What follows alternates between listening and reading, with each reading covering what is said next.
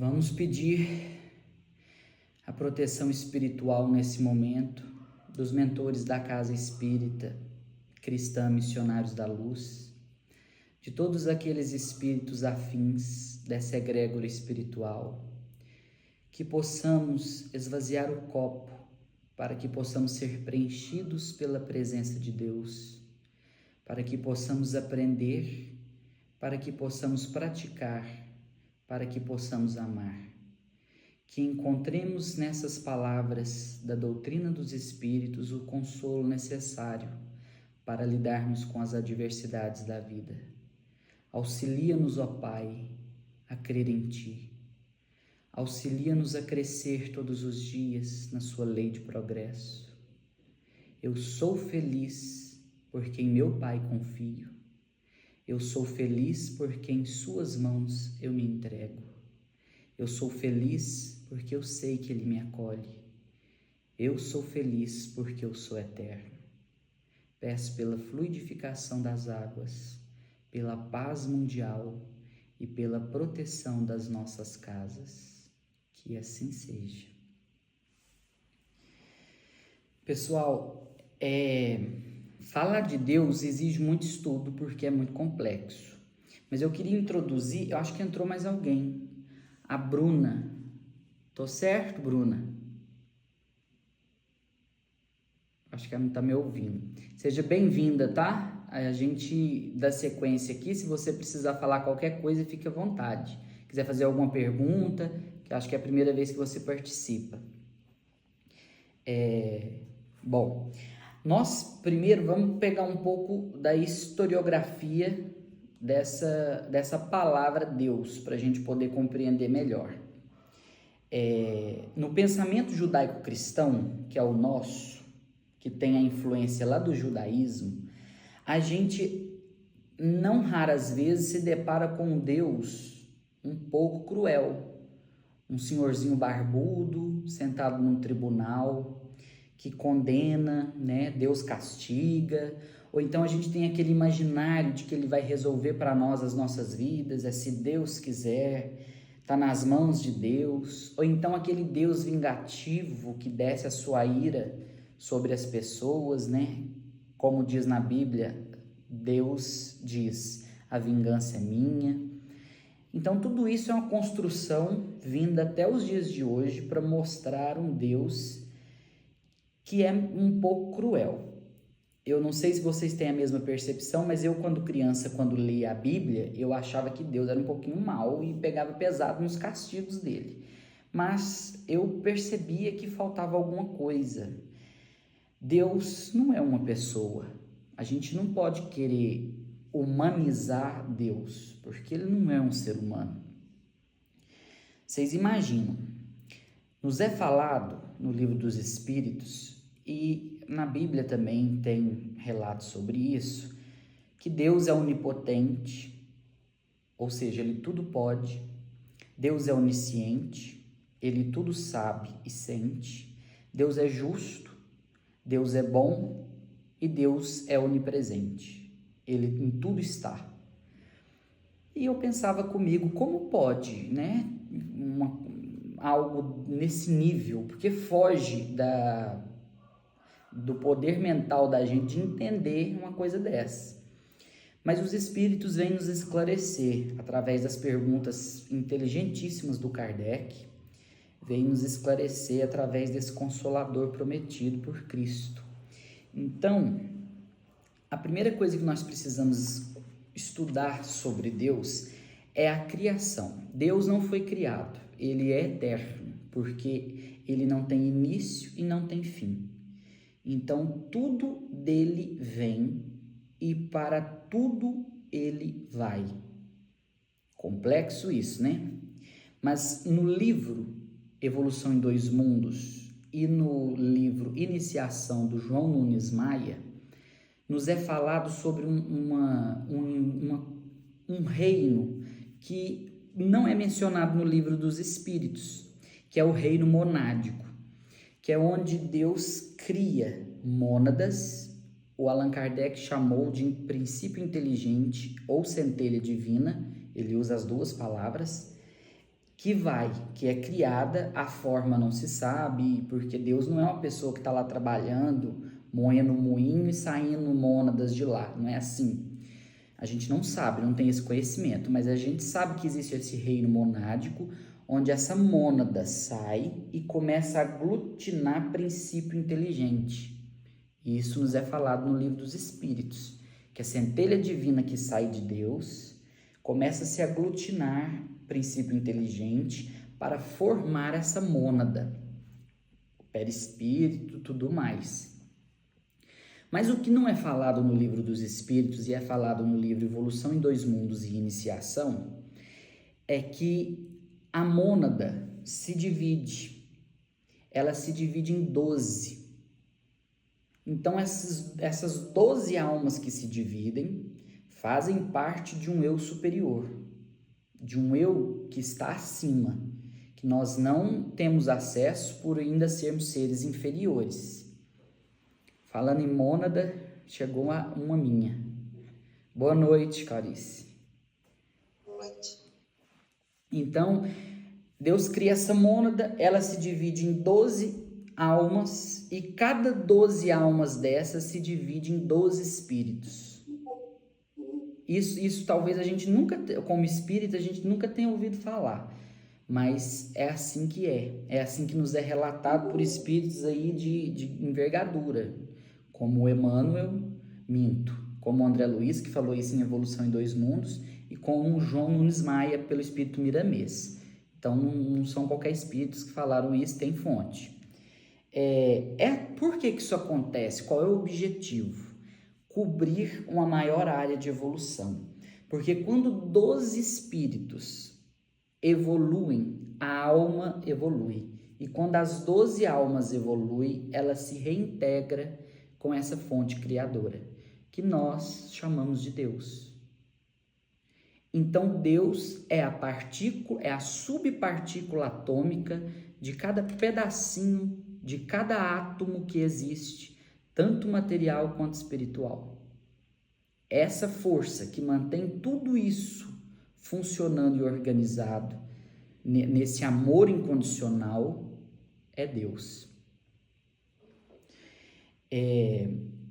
Essa mônada, no caso, quando a gente se encontra, e geralmente é próxima, tá? Esses espíritos que estão ligados a nós, que fazem parte da nossa mônada, quando a gente se encontra em alguma reencarnação ou no plano espiritual, é o que a gente chama de alma gêmea.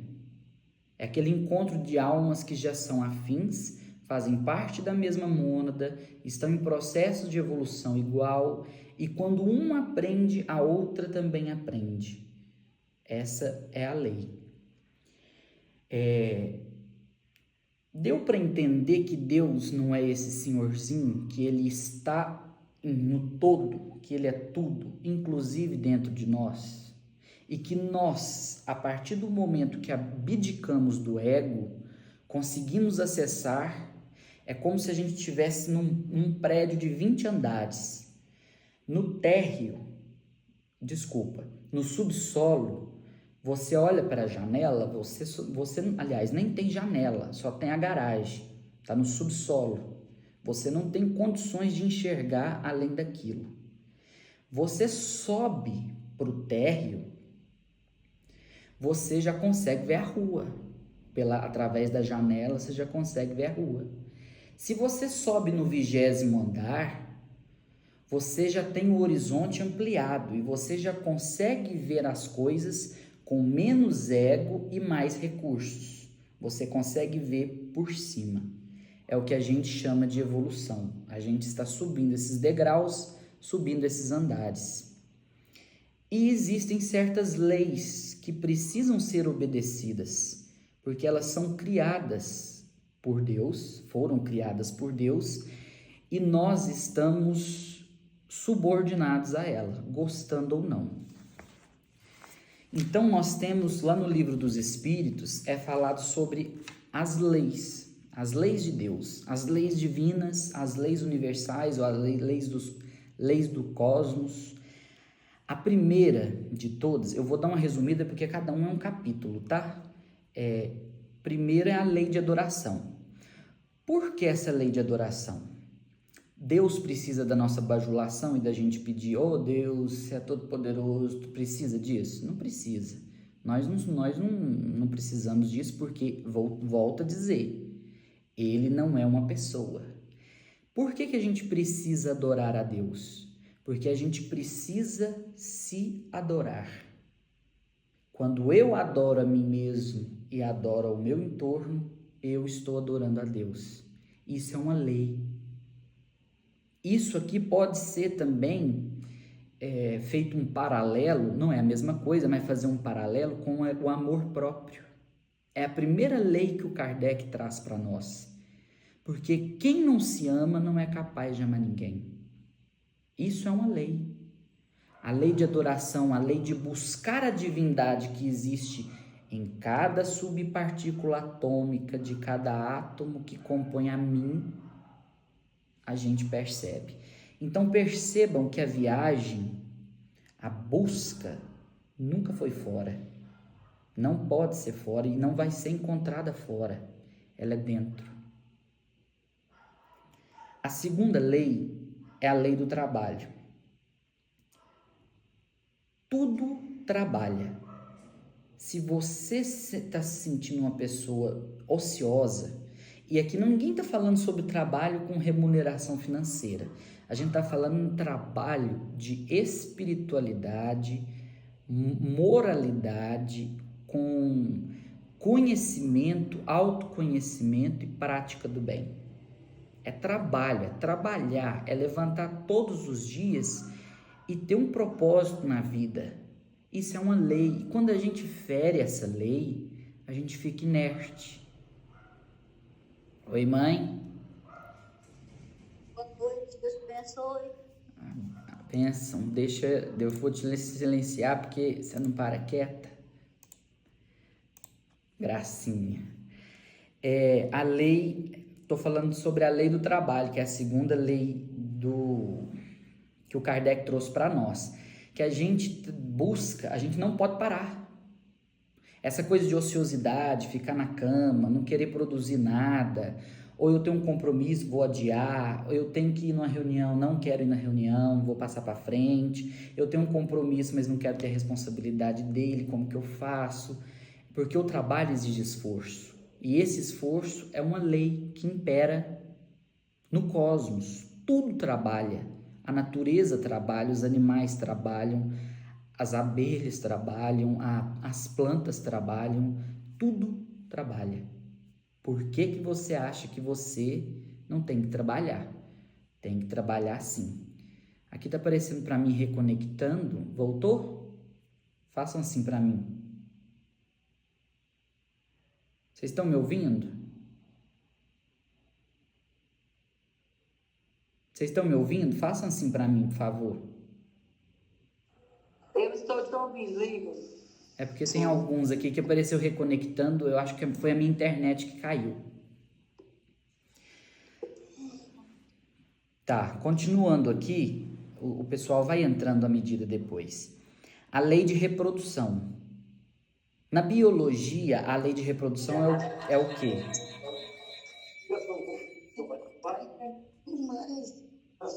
Só um minuto, gente, que eu vou desligar os microfones que tá dando interferência.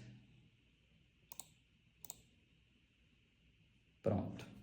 A lei de reprodução, que é a terceira lei que o Kardec traz para nós, é a lei que é não é aquela capacidade de gerar descendentes, não é sobre isso. É a lei que a ciência espírita de retorno ao mundo físico para que se efetue uma transformação espiritual, ou seja, progredindo espiritualmente, é reproduzir-se na forma de reencarnar. Ou seja, a reencarnação é algo que é necessária em todo o universo. Até determinado nível é uma lei, ninguém escapa dela. Lei de conservação, que é a quarta, que é a palavra conservação, é bem antiga nas culturas humanas.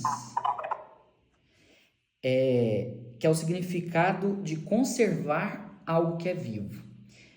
Aqui, Por isso que a gente fala que quem comete o suicídio está ferindo uma lei divina, porque a lei de conservação nos impede de cometer qualquer ato contra nós mesmos. Eu tirar a minha própria vida, eu estou ignorando essa lei. Por isso tem consequências tão severas. Então, é bom a gente estudar essas leis divinas, porque às vezes a gente se pergunta por que a vida da gente está assim. A vida da gente está um pouco conturbada, a minha, de vocês, sei lá, do mundo, está um pouco conturbada porque a gente não segue as leis de Deus. E não são aquelas leis impostas de cima para baixo. São aquelas leis raciocinadas e que estão dentro. Essa lei de conservação também nos impede, aliás, nos pede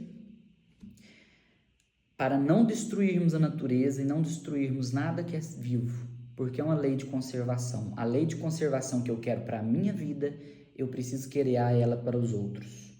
Então isso também é muito claro. Aqui mais uma vez é dito de uma forma assim, não direta, né, mas indireta, que a gente tem que conservar tudo que é vivo. Animal, hominal, a vida. É preciso fazer essa conservação porque isso é uma lei. A quinta é a lei de destruição. Aqui fica meio confuso. Como que pode um Deus que eu falei no início, que é justo e bom, ter uma lei que é de destruição? Bom, essa lei de destruição não significa, não é que Deus destrói para nos prejudicar. Mas o nosso livre-arbítrio é destrutivo de tal forma que é preciso uma intervenção dos espíritos superiores para que o mal não se propague. Porque o caos, até o caos, serve à ordem. Os espíritos obsessores servem à ordem. Porque se você tem um espírito obsessor, foi você que abriu a porta. Então ele está seguindo a lei de Deus. A porta está aberta, a conexão está feita. Então não tem nada a ver com Deus, é você. Você é responsável por tudo que é destruído na sua vida, porque você não segue as leis de Deus. E isso, essas destruições, às vezes a gente vai no fundo do poço, é para o bem maior. O caos serve à ordem.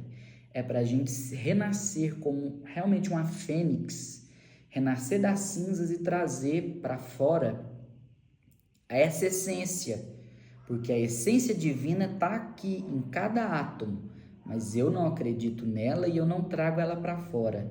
Então destrói-se para ver se ela sai e pega no tranco. E tem gente que passa uma vida inteira sendo destruído no sentido de sendo pisoteado, sendo a vida dando tapa na cara, mostrando para a pessoa que ela está sendo desrespeitada, e a pessoa ainda assim não muda. Está infringindo uma lei divina, e isso tem consequência. Lei de sociedade, que é a sexta lei. Essa é muito fácil de entender, que a gente precisa viver em conjunto. Ninguém é autossuficiente sozinho. Tanto é que a gente faz parte de 144 espíritos. O eu superior é composto por muitos. Então ninguém está sozinho. Ninguém vive sozinho, ninguém sobrevive sozinho e nem tentem ter a pretensão de viver, porque todo mundo precisa de todo mundo. Até aquele mosquitinho da dengue tem serventia, acredite se quiser. Lei do progresso, que é a sétima lei que o Kardec nos traz através dos espíritos, que ela divide-se em duas, que é o progresso moral e o intelectual. O intelectual segue até razoavelmente bem na Terra atual. Medicina avançando muito, os direitos das pessoas começando a quererem ser respeitados, o direito dos animais. Por mais que a gente queira acreditar que a humanidade piorou, isso não é verdade. Se a gente vê, o bem cresce, mas ele cresce devagar, porque ele não faz barulho. E o mal decresce todos os dias, um pouquinho ele decresce. São exilados espíritos, vem Maria de Nazaré para poder fazer uma limpeza de umbral, vem esse fogo purificador, coisas acontecem que faz o mal ir derretendo. E ele sabe que está derretendo. Por isso que ele está nos espremendo. São momentos, pessoal, só saindo aqui um pouquinho do contexto, mas falando sobre essa lei do progresso, que ela é uma lei universal. Você vai evoluir. Desista de não evoluir. Se você não acredita na sua evolução e você vai condensando o seu perispírito a tal ponto, é o que a gente chama de espírito ovoide, ou então o que o André Luiz chamou de segunda morte, que no umbral grosso está lotado. Então, progredir é uma lei. Pode ficar tranquilo, evoluir todo mundo vai. Alguns chegam antes porque são espíritos mais velhos. Só isso. E existe a lei do progresso sobre a inteligência moral. Essa no planeta que a gente vive hoje tá muito difícil, porque o certo ficou relativo. O certo não é mais o certo depende de quem ouve, não é bem assim. A ética é uma só. A fraternidade é uma só. Não tem duas. O bem é o bem e o mal é o mal. E hoje está muito fácil de a gente diferenciar um do outro. A gente querendo ou não, a gente já começa a ver muita coisa dentro de nós, inclusive. Maldades nossas que a gente não sabia que tinha e está sendo convidado a observar. Lei de igualdade, que é a 8ª, que é a lei onde todo mundo é igual. Todo mundo é igual. E não existe igualdade nesse planeta. Então o planeta em si está infringindo uma lei. Vai ter consequência. Todas essas leis. O que acontece com quem não segue a lei? Não é punido. É educado. Não se trata de vingança, nem de punição. É educação. A lei de liberdade, que trata para nós do livre-arbítrio, desde o momento que aquela mônada sai da fonte criadora, se divide, ela escolhe. Então não tem ninguém para culpar de nada. A responsabilidade de tudo que te acontece à sua volta é sua. E vestir essa camisa é importante, porque a gente sai do papel da vítima e passa a ser protagonista da nossa história. Isso é imperativo. Não existe evolução sem autoconhecimento. Não existe. E em 10º, que é, na minha opinião, a principal lei, que é a lei, são 3, que é a lei de amor, justiça e caridade. Porque onde não tem caridade, não tem justiça. E onde não tem justiça, não tem amor. É simples. O que é? Existe justiça na Terra? Nenhuma. Se a gente for ver uma vida só, nenhuma. Justiça nenhuma. Porque a justiça não dá oportunidade da pessoa se melhorar. Ela condena.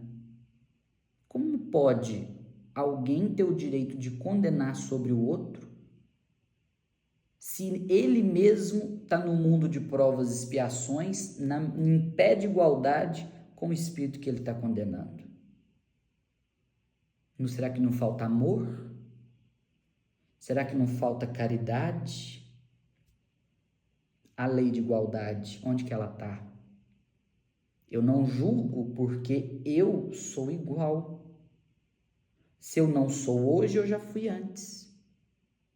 Então é importante a gente compreender essas atribuições de Deus, porque isso esclarece a nossa vida e nos liberta de fardos que às vezes a gente carrega. Nós não somos pagadores de dívidas. Temos dívidas? Temos, mas nós podemos aprender a nos educar trabalhando. Não precisa ser sofrendo. Se você sofre, você infringiu essas leis, porque o universo é perfeito e Deus é justo e bom.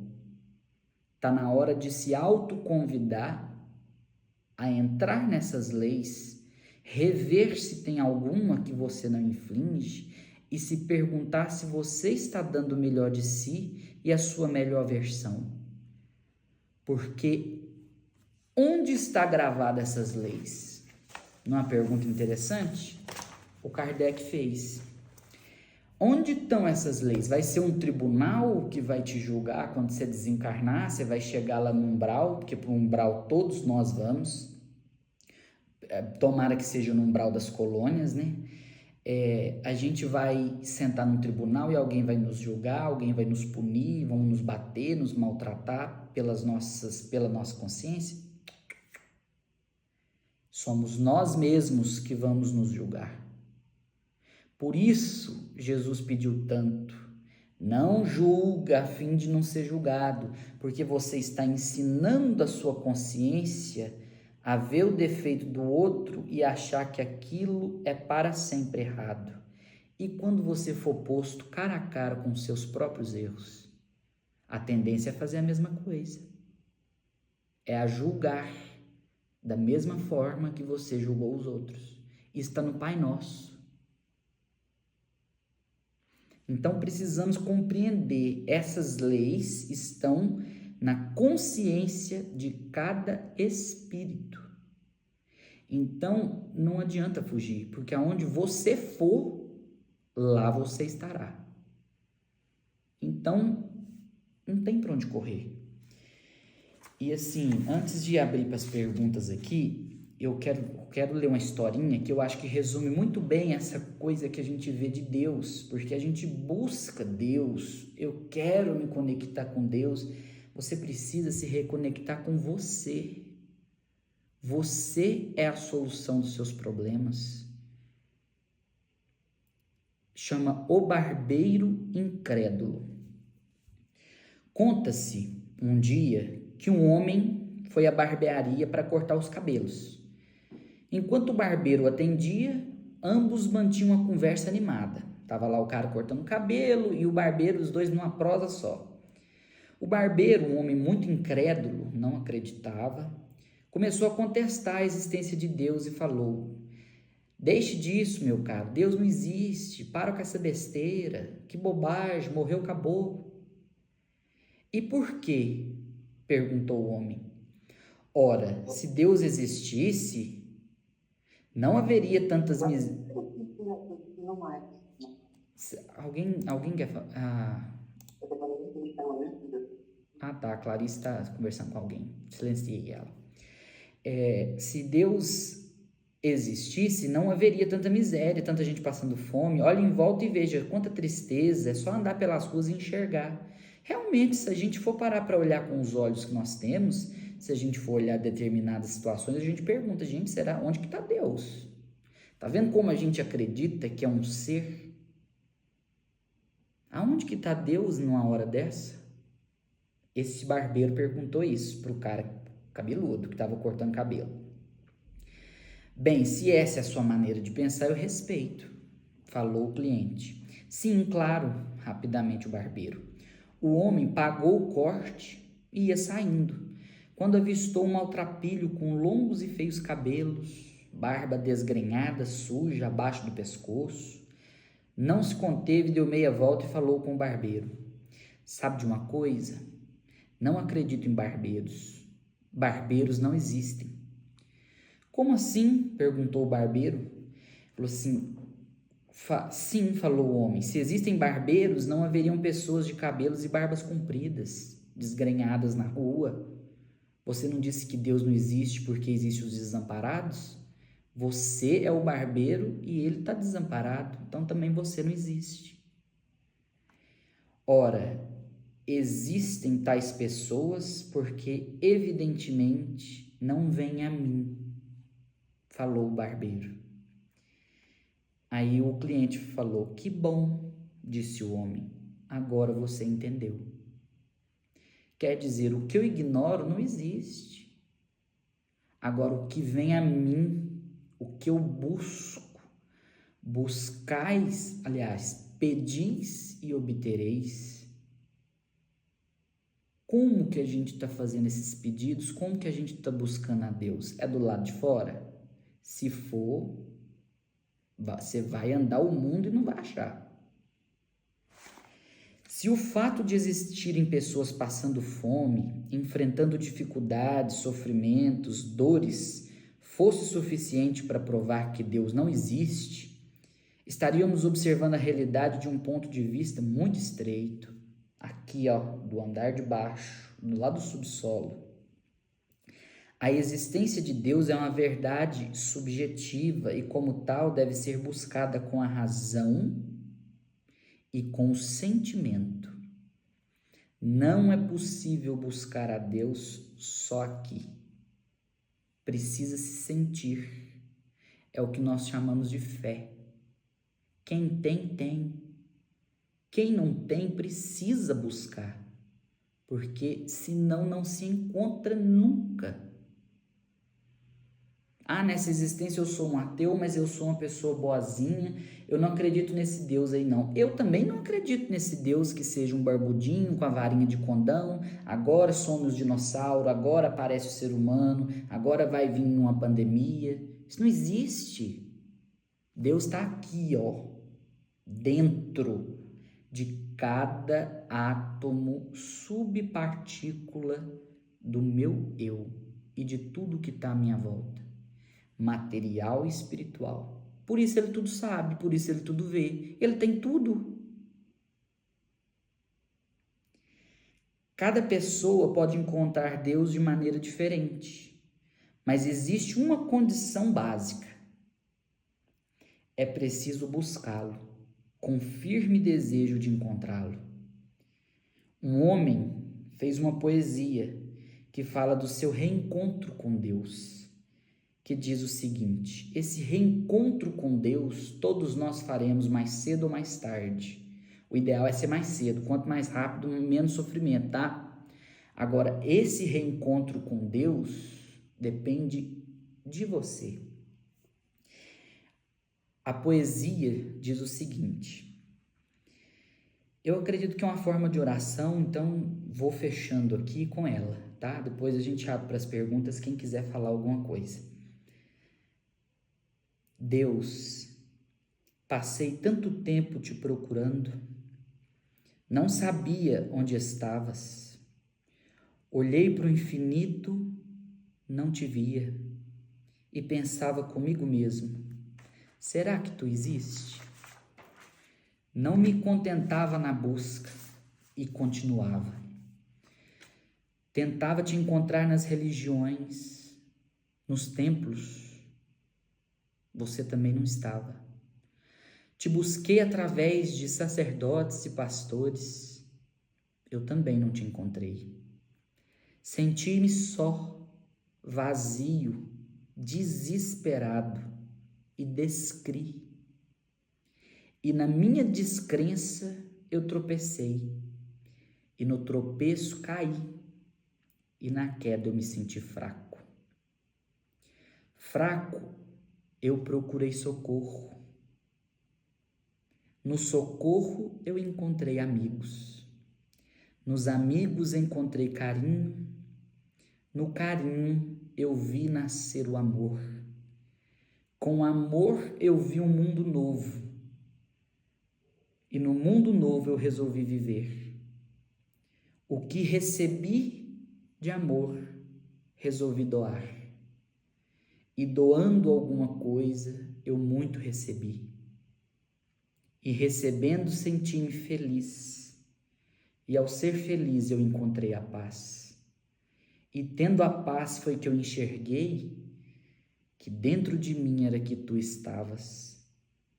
Foi em mim que, sem te procurar, foi que te encontrei. Se alguém quiser fazer algum comentário, é só ligar o microfone, gente.